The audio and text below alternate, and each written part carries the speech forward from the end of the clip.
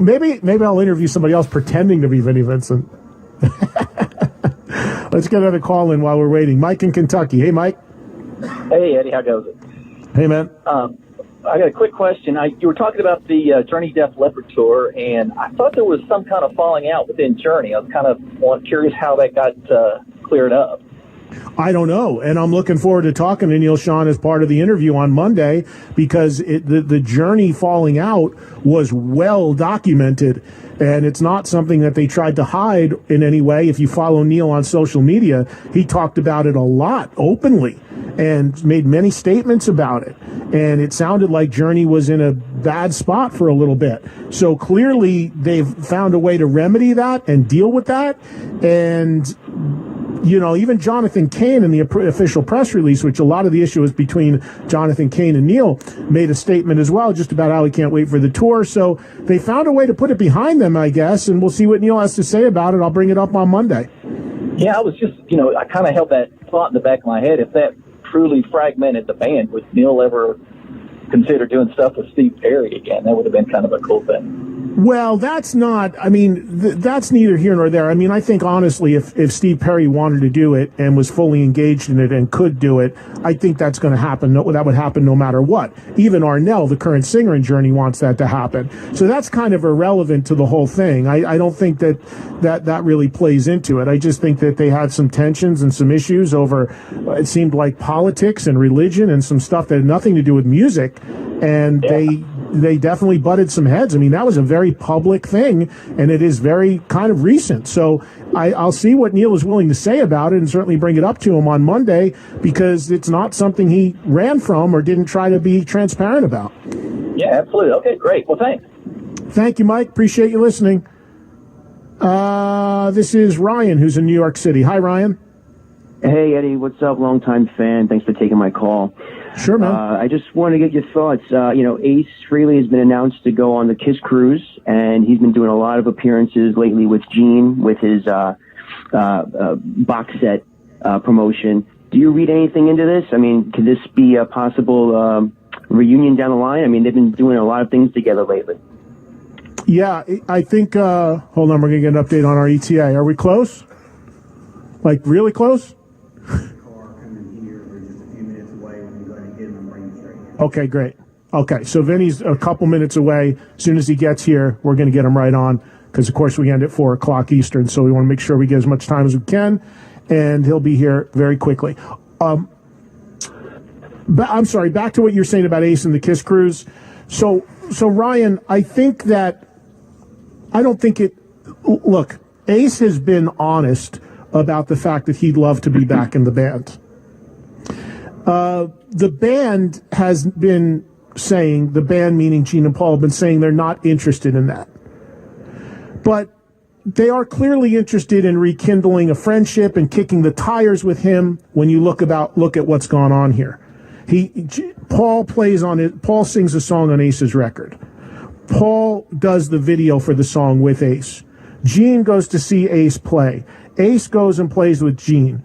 Ace goes to the vault thing. There's a pattern of stuff happening here with these two guys, with Gene, Paul, and Ace. And now them putting Ace on the Kiss Cruz, which is really kind of surprising to me in the sense that Ace, as I mentioned, when that Rock Honor show happened for VH1 that I was a producer on, which is 10, 12 years ago, Ace wouldn't play. Ace wanted nothing to do with being on or watching Kiss with Tommy Thayer dressed as him. So the fact that he's going to go on a Kiss Cruise now, I think says it all about how much Ace is willing to bend to continue to be in their good graces and to try to work towards playing with them again. And we're not talking about some massive reunion tour. I think what Ace has said he'd like to do is like one last tour. He's been sober 10, 12 years. Go out there and enjoy it the way he wants to and have one great last memory with the band. Whether that's going to happen or not, I don't know. And I know that according to Ace, they have not talked to him at all about that. But you got to think that Gene and Paul are continuing to grease the wheel by doing all these things with him, now putting him on their cruise.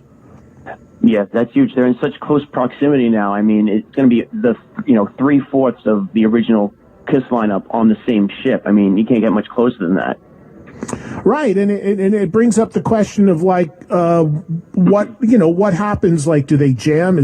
There's going to be a fan desire to jam together, but is he going to do it? I don't think Ace is going to go on a stage with Tommy dressed as him singing "Shock Me" and trade licks with them. That would just be ludicrous. I mean, it's crazy.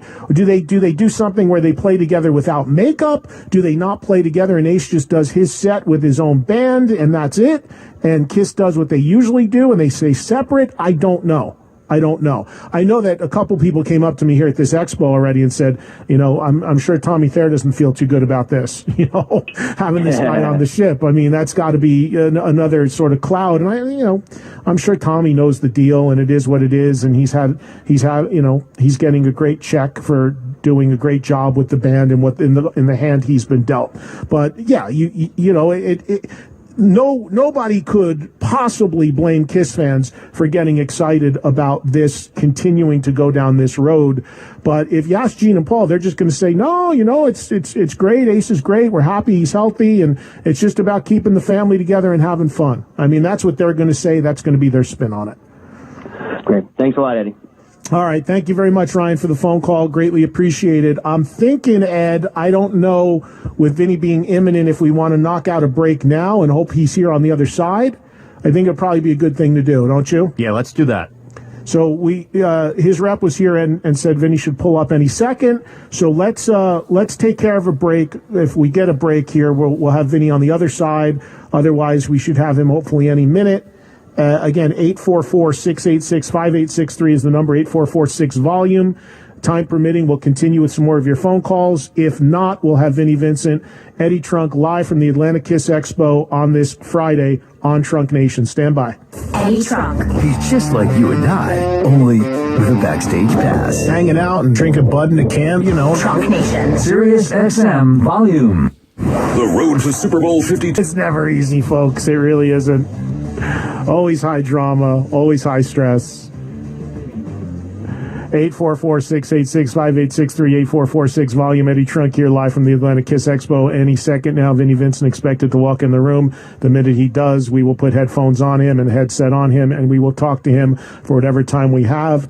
I am waiting. The people in the opposite room to me, who are the paid VIP people, are waiting. He will come to me first. We'll do this. Then he's going to go over and do that and be here for the entire weekend. And again, he is apparently extremely close. Let's hope that is the case, because I have 40 minutes left to go in the show. We are getting to crunch time here. Let's talk to Claudio, who is in California. Hi, Claudio. Hi, Eddie. Long time listener, big fan, and a huge Kiss fan. My question is very, very specific. I know Vinnie has been in a legal battle with Gene and Paul for so long, but there's never been any minutia regarding exactly what were the basis of the lawsuit. Because if you see the credits of the Lick It Up record, he wrote like 8 of 10 songs on the record, so basically he was all over the place musically. So I would be interested to know exactly what is it that he wanted that Paul and Gene wouldn't give it to him legally, the minutia of the lawsuit. I would be very interested to know about that. Well, there's two different things, Claudio, when you talk about that. I mean, he was credited. You're right. He is credited as a writer, but you don't know what the nature of the deal is. That's where the legal issues come in. In other words, you can be credited for a song. Say 2 people are credited for the song. A lot of people assume, well, that means they get 50-50. It paid on it. But sometimes that's not the case. Sometimes a big band like Kiss will say, no, even though you wrote equal amount or more of the song, we're taking half, we're taking 60, 70, 80%. And then that's where the grievance comes in, because the main songwriter is like, wait a minute, I wrote 90% of the song, why am I only get paid 10, 20%? And that's where there's a lot of infighting and battles that go on. So you're right, he was credited, but we don't know the nature of the deal, and I would have to assume that it has to do with what he was actually paid, as opposed to being credited. There are some artists that don't even get credited, and that becomes a big problem too. So this is not the case with this. The credit is there on the record. I think it's more about the percentage of money for the songwriting that he got paid. Well, actually, that's what I'd be interested to know. Exactly what were the basis of him asking for more as opposed to any other higher hands that Kiss had that didn't do that. He clearly felt he was in the right to get more. Why is that? Is it because he came up with the main melodies of the songs? But I'm a songwriter, and I know when you write a song, you come up with a melody, and it's your song. And then everybody else jump in to do arrangement, but that's not songwriting. It's just you're working on something that was already there. So if Vinnie felt that he was in the right to sue them for more, it's because he felt that the genesis of the song was his. Yeah, it could very well be. I don't know, and as the time ticks before he gets here, I don't know how much time I'm going to be able to get into detailed stuff like that, Claudio. But thank you for calling and listening. What happens, too, is sometimes you go into a situation, you agree to the terms of a deal at that point, and then all of a sudden things change because what you did became really successful. In the case of Vinnie, he wrote Lick It Up, right? That became Kiss's first gold record in however long. It's still a big song at radio, and maybe all of a sudden, as years go by, you're like, wait a minute, I wrote that song. That's become this big signature song. I was originally signed a shitty deal for it, and now I'd like to be paid a little bit more after all this time. And you go back and you try to renegotiate. The other party doesn't want to renegotiate, and then that's where the lawsuits and that sort of stuff comes into play. So I'm not saying that's what happened. I'm just saying that's not an uncommon thing in the music industry to happen.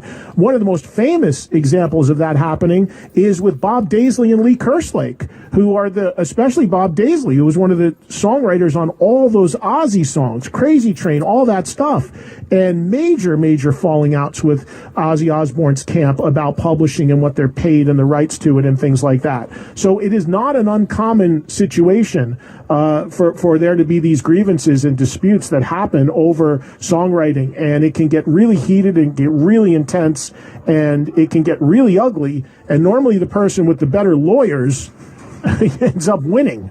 And that's going to be the case with Kiss or Ozzy versus people that had worked for them at one point or the other. He's in the building. He's in the building. Okay, Vinnie Vincent is in the building. Do we know if he's close to this room? He's in the building. This is like Elvis stuff here, folks. Okay, so Vinnie Vincent is in the building. Who told you he's in the building? The promoter. Okay. Baby steps, Eddie. I'm just looking at the clock, Ed. Well, I don't know. Should we take another break so we can open up the back end of the show? Well, I would like to do that as soon as I see him walk in the door, so then that way I can get in position and get the headphones on him during the break and then take the rest of the show. That I want to hit the next break the second I see the guy walk through the door. I absolutely want to do that. Unless you want to do it now. You know what? Let's do it now. This is unbelievable. It's live radio, man. I love it. All right. Vinnie Vincent coming up on Debatable. Should we invade their time slot? Let's commandeer the next show. I hope Mark and Alan know a lot about Vinnie Vincent. Oh, they love the Revenge album. Oh, wait, hang on a sec. We have a Kiss expert entering the studio. Tell him to talk about Heart of Chrome. Don't worry, Ed. I'm sitting right here. Raj, what are you going to do if it gets late? What are you going to do? That's a good question. Well, wait, he's here. Let's hit our break. He's here. All right, let's hit our break. We'll come right back with Vinnie Vincent. Volume. Music talk that rocks. Alice Cooper, Pink Floyd, Kiss, bands like that. Trunk Nation with Eddie Trunk. All types of rock, not just the hard stuff. Sirius XM. Big fan. Volume. Paying tribute to the greatest moments in music. This is a Volume playback. On this day, January 19th, back in 1971, tracks from the Beatles' White Album, including Helter Skelter, were played in the courtroom at the Sharon Tate murder trial to see if any of the songs could have influenced Charles Manson and his followers to commit murder. In 1988, Bon Jovi and Motley Crue manager Doc McGee pleaded guilty to importing more than 40,000 pounds of marijuana into the U.S. from Colombia via a shrimp boat. And in 2006, American soul singer Wilson Pickett